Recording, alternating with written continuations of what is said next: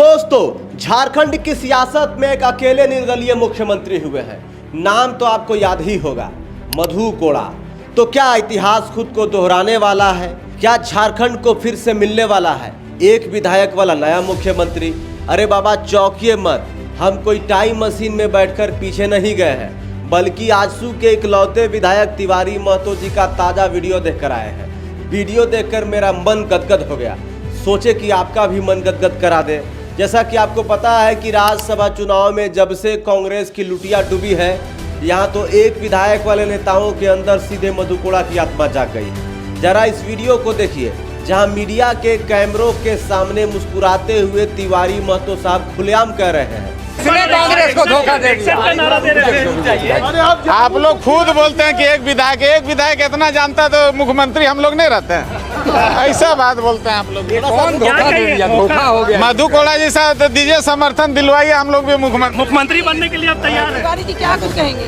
रुकिए। आप लोग खुद बोलते हैं कि एक विधायक आप ऐसा सवाल करते पूरा फिर नाराज खुश हैं। थोड़ा क्षेत्र में मरखी उर्खिया जाना है, थोड़ा दूर सर। अरे भैया, जब एक विधायक इतना सब कुछ जानता है तो मुख्यमंत्री हम क्यों नहीं बन सकते? मधु कोड़ा जी जैसा जुगाड़ और समर्थन दिलवाइए, हम भी मुख्यमंत्री बनने को तैयार बैठे हैं। यानी झारखंड की राजनीति का नया नियम बड़ा सिंपल है भैया। अगर जिंदगी में कभी अकेलेपन से डर लगे तो तुरंत टिकट कटाइए और रांची चले आइए। यहाँ जेब में विधायक का झुंड होना जरूरी नहीं है, बस अपनी सीट पर आप एक अकेले होने चाहिए और सीधे सीएम की कुर्सी दिखने लगती है। दोस्तों, अब थोड़ा मजाक से इतर आते हैं सियासी ड्रामे की असली वजह पर। राजनीति में कब कौन किसका खेल बिगाड़ दे कोई नहीं जानता। झारखंड में राज्यसभा चुनाव के नतीजे क्या है? सत्तारूढ़ महागठबंधन के भीतर ऐसा ज्वालामुखी फटा है कि चिंगारियां सीधे दिल्ली दरबार तक पहुंच रही है। कांग्रेस के प्रत्याशी प्रणव झा चुनाव हार चुके हैं और इस हार के बाद कांग्रेस और झामुमो राजद के बीच तलवारें खिंच गई हैं। कांग्रेस का आरोप है कि गठबंधन के अंदर ही भीतर घात हुआ है, लेकिन इसी घमासान के बीच एंट्री होती है झारखंड के राजनीति के चाणक्य कहे जाने वाले सरयू राय की। जदयू विधायक और पूर्व मंत्री सरयू राय ने सीधे मुख्यमंत्री हेमंत सोरेन को एक ऐसा फॉर्मूला दे दिया है जिसने रांची से लेकर दिल्ली तक के सियासी गलियारों में भूचाल ला दिया है। फॉर्मूला है कांग्रेस मुक्त भारत। जी हाँ, ये हम नहीं कह रहे हैं, ये सरयू राय का बयान है। सरयू राय का दावा है कि राज्यसभा चुनाव में कांग्रेस के विधायकों ने खुद अपनी पार्टी के साथ गद्दारी की है। मॉक पोल के मुताबिक वोटिंग नहीं हुई, इसलिए हेमंत सोरेन को इस कांग्रेस से पीछा छुड़ा लेना चाहिए।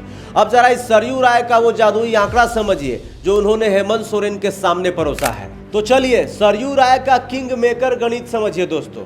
झारखंड में बहुमत के लिए चाहिए 41 विधायक, जैसा कि आपको पता है। तो जेएमएम यानी कि झारखंड मुक्ति मोर्चा के पास अपने 34 विधायक हैं। राष्ट्रीय जनता दल यानी कि आरजेडी के 4 विधायक हैं। माले के 2 विधायक हैं। सबको मिला ले तो 41 विधायक होते हैं, यानी बिना कांग्रेस के भी पूर्ण बहुमत। अगर जेल केम के जयराम महतो भी साथ आ जाए तो आंकड़ा 42 हो जाएगा। सरयू राय ने तो यहाँ तक कह दिया है कि इस कांग्रेस मुक्त सरकार को वो खुद भी बाहर से समर्थन देने को तैयार है, ताकि सरकार अच्छी और बिना टेंशन के चले।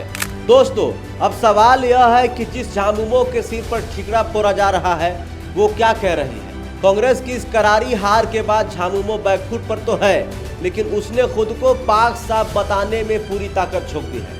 पार्टी के महासचिव विनोद पांडे ने बाकायदा लिखित बयान जारी करके कहा है, हमारे सभी 34 विधायक चट्टान की तरह एकजुट थे और रणनीति के अनुसार ही मतदान किया। विनोद पांडे ने दलील दी कि वो खुद पोलिंग एजेंट बनकर अंदर बैठे थे।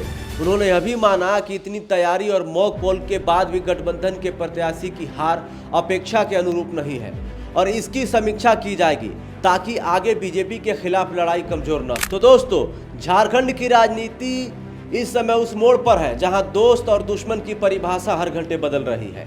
एक तरफ सरयू राय ने हेमंत सोरेन के मन में कांग्रेस से आज़ादी का विचार बो दिया है, दूसरी तरफ आजसू के तिवारी महतो जैसे इकलौते विधायक भी मधु कोड़ा बनने के अरमान पाल बैठे हैं। अब देखना होगा कि क्या हेमंत सोरेन चुनावी साल में इतना बड़ा रिस्क लेकर नो कांग्रेस फॉर्मूला पर जाएंगे या फिर विधायकों की ये महत्वाकांक्षाएं को नया खेल कर देगी। आपको क्या लगता है दोस्तों? राज्यसभा चुनाव के नतीजे आए हैं, जिस प्रकार के नतीजे देखने को मिले हैं उसको देखने के बाद आपको क्या लगता है? कांग्रेस के साथ किस पार्टी ने धोखा किया होगा। जैसा कि जेएमएम के महासचिव विनोद पांडे ने कहा कि हमारे 34 विधायकों ने जो है महागठबंधन को वोट किया है। वो खुद जो है पोलिंग एजेंट के रूप में काम कर रहे थे, वहाँ पर देख रहे थे। आरजेडी के लोग भी यही कह रहे हैं कि महागठबंधन को वोट किया है। सीपीआई माले के लोग भी यही कह रहे हैं कि महागठबंधन के प्रत्याशी को वोट किया है। तो सवाल ये है कि आखिर प्रणव झा का वोट गया कहाँ? कौन ले गया प्रणव झा का वोट? परिमल नाथवानी जो 6 एक्स्ट्रा वोट मिले वो किसने दिया? ये भैया रहस्य हो गया है। समझ में नहीं आ रहा है कि झारखंड में धुरंधर फिल्म का जमील जमाली कौन है। ये हम जानना चाह रहे हैं लेकिन समझ नहीं आ रहा है। हमें तो पता चल गया है लेकिन हम यहाँ कह नहीं सकते हैं, दिक्कत हो जाएगी। आपको क्या लगता है दोस्तों? कमेंट करके ज़रूर बताइएगा। जोहार, नमस्कार।